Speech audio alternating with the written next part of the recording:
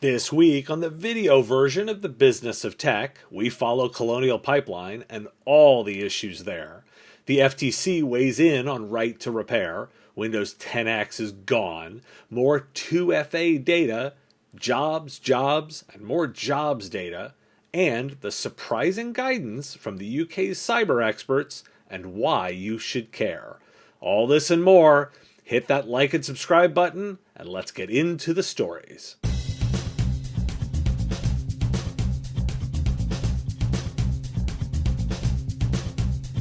After thinking I was doing too much security incident coverage, I was going to try and do less, as we don't need a parade of the same story over and over again.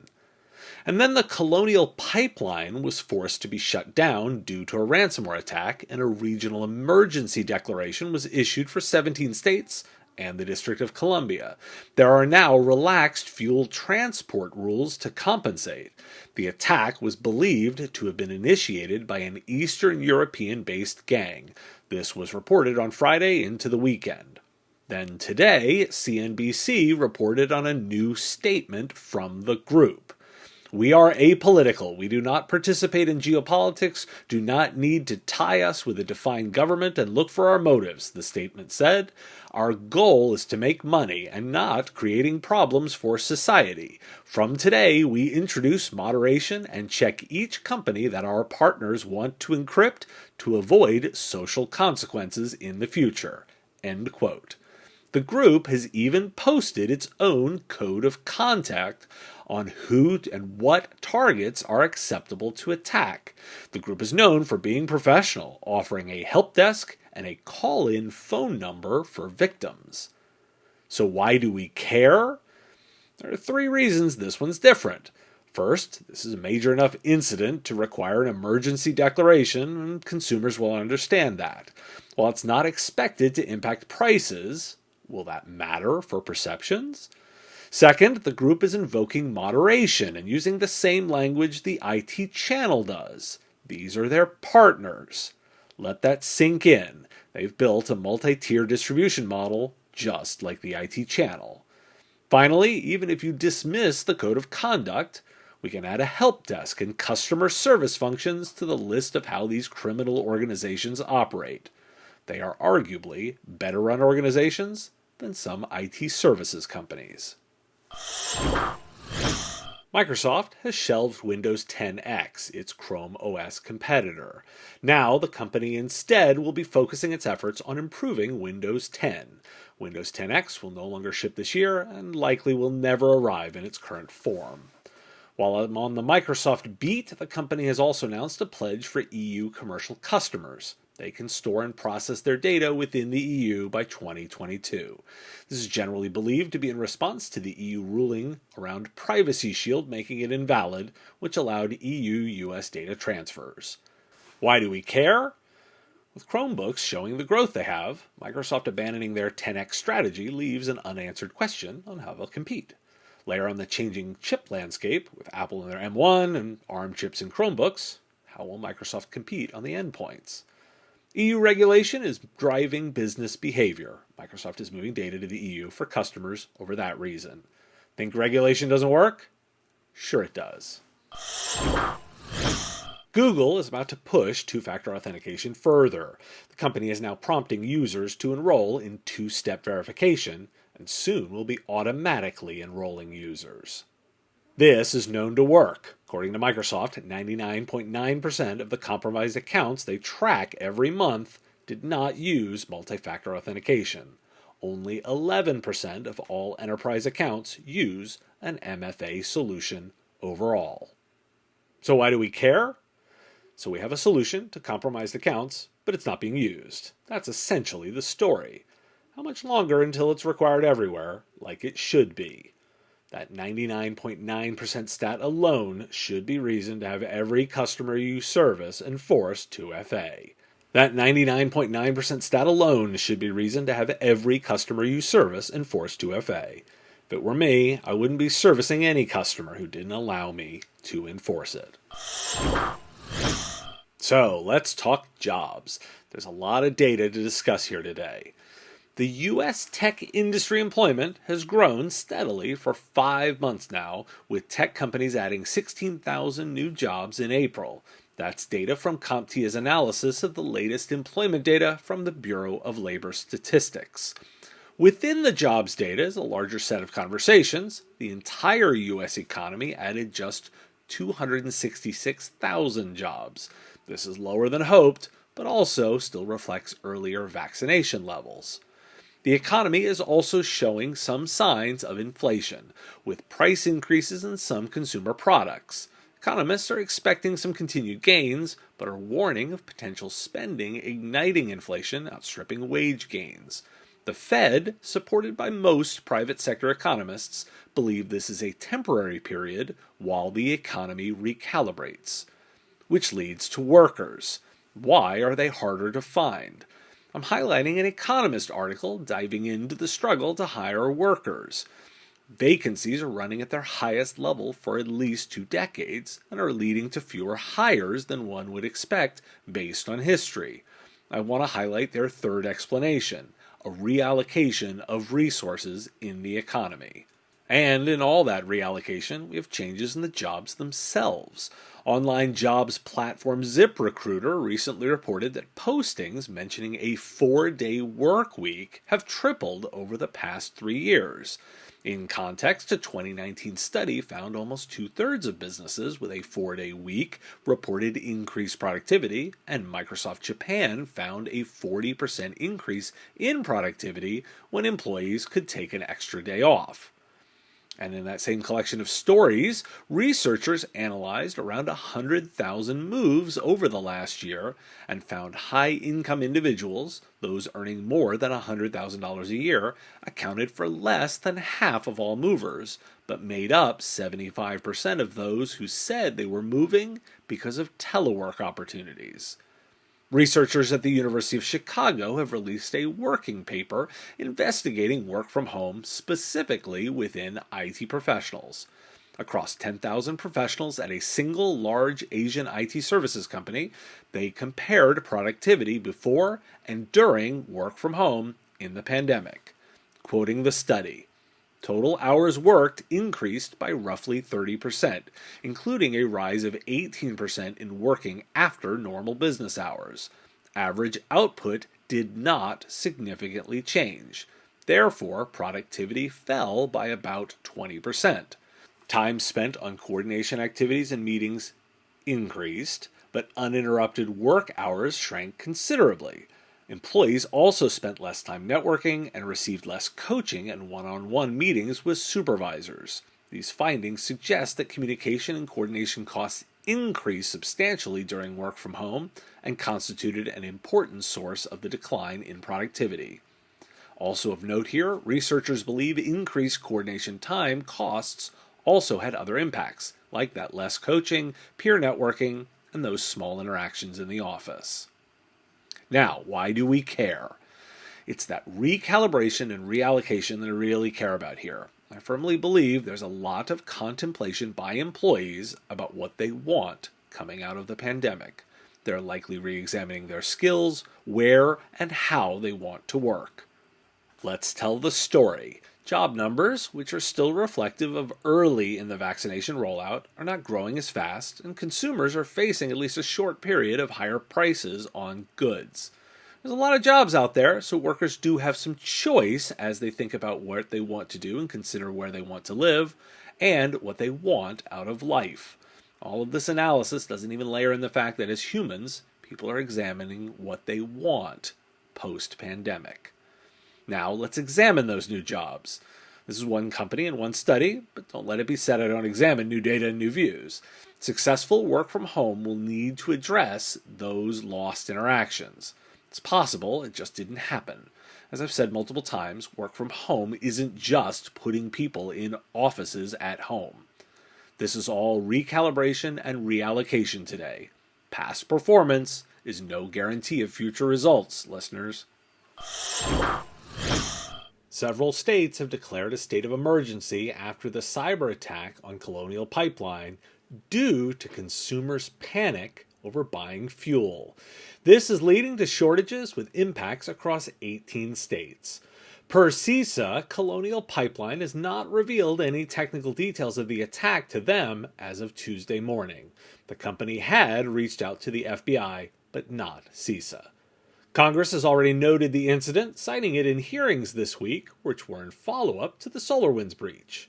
In a follow-up to the D.C. Police Department breach, after a week of silence, the Babook ransomware gang has posted another round of documents, which the department has verified as genuine. The group's message: you still have the ability to stop it. Additionally, the group has announced they are moving to an extortion-only model and will close their affiliate program. Insurance company AXA has revealed that, at the request of the French government, it will stop reimbursing ransom payments in France. Policies will still cover the cost of recovery. Think that's just international as a trend? State lawmakers in North Carolina are considering a law to ban paying ransoms to hackers. So why do we care? The headline: ransomware hits pipeline and you pay at the pump. That's what consumers are walking away with. But let's talk consequences. So where are the consequences for a breach? Flash forward to another breach that's still top of mind. CRN reported recently that the SolarWinds executives were paid their entire 2020 performance-based compensation after overseeing the most significant supply chain breach in history. They really learned their lessons, didn't they? I'm sure those leaders are really going to take security seriously going forward because they really felt the sting of that one. Now, do we think anyone at Colonial Pipeline will be responsible for their mistakes? Here's the squeeze. Criminals are clearly acting and we should be pursuing them. They're out to be paid, and they are being paid. But that said, if the only consequence is a financial loss, it's no surprise insurance companies happily go along with the request to stop paying. Who do you think victims will come for next for damages? And if the consequence is financial, only financial, will it really stop? I made the prediction for 2021 that someone will be hit with criminal negligence charges. The pressure is mounting. Consumers are feeling this cost right in their pocketbooks. Insurance companies are going to push back. And the next rounds of real targets are clearly technology companies, who at first glance appear not to be paying a price. Want to ask, why do we care? T-shirts, stickers, water bottles, and even aprons. Pick up some of our great stuff at the link in the description below and support the show directly. Big news in Wi-Fi: a significant set of vulnerabilities known as frag attacks for fragmentation and aggregation attacks. This impacts all Wi-Fi devices going as far back as 1997. The bugs are design flaws that impact most devices and impact all modern security protocols, including WPA3 and all the way back to WEP. Vendors coordinated the release of updates, and many have published updates already. Full information at fragattacks.com. Why do we care? Patch those systems and keep an eye out for updates. I've covered a lot of broadband stories lately. The Verge has now published a county-by-county interactive map showing exactly where the problems are. The data is an anonymized dataset collected by Microsoft through its cloud services network, published in increments by the company over the past 18 months. Thus, you're getting actual live data feeds. Meanwhile, net neutrality also reared its head. The New York Attorney General issued a report confirming that some of the largest U.S. broadband providers ran a massive campaign to flood the FCC with fake comments leading up to their 2017 rollback. How many? 18 out of 22 million responses were fake. The FCC has approved the final rules to implement the funding for schools to buy laptops, tablets, and hotspots, and broadband as part of the American Rescue Plan. This follows the funding for subsidized broadband for some Americans. Now, why do we care? Broadband providers are doing themselves no favors here. There's a reason companies like Comcast are so hated. This really is an infrastructure investment, and IT services providers should be pleased with this change in perception. Well, more fallout from the Colonial Pipeline attack. As the pipeline is now restarted and supplies should return to normal within a few days, and the run on fuel continues with panic buying, the technology ramifications also continue. Senator Mark Warner, chair of the Senate Intelligence Committee, is calling for legislation to require private companies to report cyber attacks to the government. The senator is also calling for a rapid response team made up of public and private sector experts and would include the FBI, CISA, and firms like Amazon and Microsoft. President Biden signed a cybersecurity executive order focused on improving the U.S.'s approach, intelligence, and response. The order includes a focus on IT services, leveraging the buying power of the Fed. IT services providers working with the federal government must manage the data about incident response, share information with appropriate agencies, collaborate on investigations, and specifically share threat and incident intelligence. Bloomberg is reporting that Colonial did, in fact, pay a $5 million ransom, and they did so within hours. The tool the hackers provided to decrypt was so slow that the company continued using its own backups to help restore the system. So why do we care? How's that for irony? You pay the ransom and the tool isn't better than your backups. Of course, ignoring the hackers and restoring from backup doesn't solve the extortion threat. One easy way to make a systematic change is to leverage the buying power of the federal government, and that's what the executive order does. If it's government policy that you have to do disclosures to do business with the Fed, it becomes the norm. I won't be surprised to see a disclosure law becoming federal law, and as a reminder, it's state law for MSPs doing business with state and local government in Louisiana. For most providers, do you have your SOP nailed down for reporting, for incident management? That's the takeaway.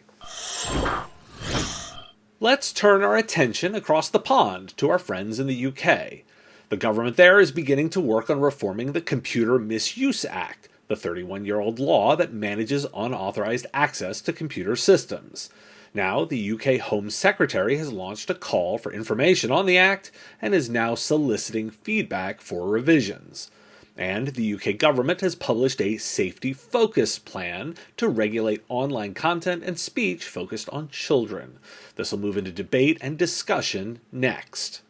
The National Cybersecurity Center has updated their security guidance with emphasis on cloud services, remote workers, and ransomware.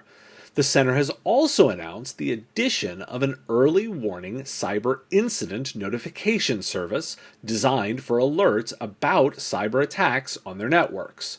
Free to use, it's a filtered source of threat intelligence for organizations. The center then issued new advice on security patches. Just turn them to automatically apply, even for enterprises. Quote, patching is now so much easier and so much less risky than it was when we first started doing this stuff. If there's one thing that anyone out there wants to take away, turn on automatic updates, please. Even if you're an enterprise, turn on automatic updates, said Dr. Ian Levy, Technical Director of the NCSC, speaking at the Cybersecurity Agency's Cyber UK 2021 virtual event. So why do we care? There's a lot here. My UK-based listeners will want to take advantage of those new services as well as respond to those calls for input. That last bit of guidance really stuck with me. Think of the implications. Security experts are saying just auto-apply patches. If you're a traditional IT provider who's been controlling this setting, your value just reduced. Sure, I don't doubt the value of checking because trust but verify is a key security principle. But the pitch of, oh, we test everything, just goes out the window when the advice from security experts is to auto-apply. Is the solution to patch management less about management and more about reporting in the future? I'm placing my bet there. New data about Americans' perceptions of big tech. The latest Axios-Harris polling shows how far they've fallen. Google fell the most, Facebook and Twitter remain clearly at the bottom of the list, and Amazon lost its placement right at the top of trust. Apple, on the other hand, was the only company to improve. Companies who sell products and services to business and individuals did better, so Microsoft, Apple, Sony, and HP are examples. While I'm on data, information security officers are reporting an increase in stress over the past 12 months. 6% saying it's unbearable stress, and 36% saying it's having a damaging effect on delivering to an organization's needs. And how about 5G? It's not delivered on the promise because providers aren't delivering new services. In the UK, the number of consumers intending to upgrade to 5G next year stands at 25%, down from 27% in 2019. In that same report, Ericsson also found that 70% of 5G users are frustrated at the lack of availability of innovative services and new apps. In South Korea, respondents are even less likely to be satisfied with 5G than they are with 4G, a finding that the company believes is partly due to superior 4G and home Wi-Fi services as a benchmark. Now, why do we care? They do say underpromise and overdeliver for a reason. Consumers are wary of text claims, and it's just a bit more evidence of maturity of the space. It doesn't have that new car smell anymore. It's encouraging to see services companies doing better, and that shows the space for success. Trust can be earned and managed, but it won't come from promises that can't be delivered upon, and you'll pay the price for lack of delivery. Some right to repair news. The Federal Trade Commission has released a report that confirms anti-repair actions by large companies hurt small businesses. The unanimous report includes some major findings. Warranties are being routinely voided in violation of the Magnuson-Moss Warranty Act. The Commission takes these allegations seriously and will continue to address illegal practices in the marketplace. Quote, the burden of repair restrictions may fall more heavily on communities of color and lower income communities. Also, quote, the pandemic has exacerbated the effects of repair restrictions on consumers. The FTC has also made a call for reports of voided warranties around repair and endorsed creating new rules that would prohibit unfair repair restrictions. So why do we care? While slow-moving as always, legislation is driven by recommendations like this. With multiple states and countries considering right-to-repair legislation, this is the kind of guidance that gets laws passed. In some cases, there are already laws to enforce. Put that in context from the previous stories about consumer mood, and it's easy to see the changes coming. And JEDI, that Pentagon cloud contract, which has now been contested for about half the length of time as the original contract was supposed to be. The Wall Street Journal this week reported that the administration may scrap the whole thing due to being stuck so long. The landscape has changed considerably since 2017. AWS and Microsoft moved into dominant positions, Oracle and IBM a lot less so, and some parts of the military, like the Air Force, have already moved on.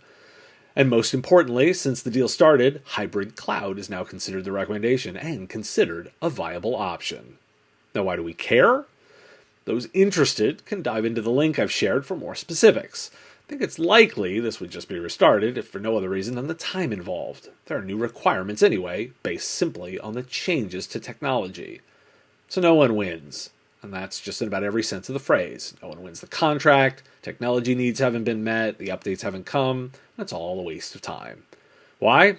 Former President Trump messed up the process.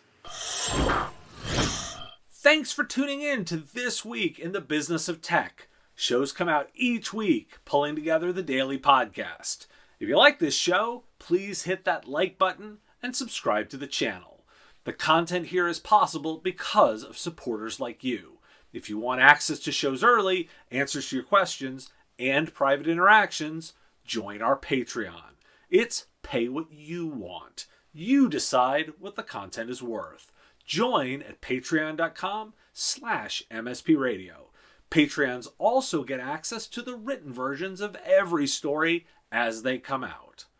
If you want the stories right away, you can get them on the daily podcast. Find The Business of Tech on Apple Podcasts, Spotify, Google Podcasts, or wherever you get your shows. Subscribe links at businessof.tech, and I'll talk to you again next week.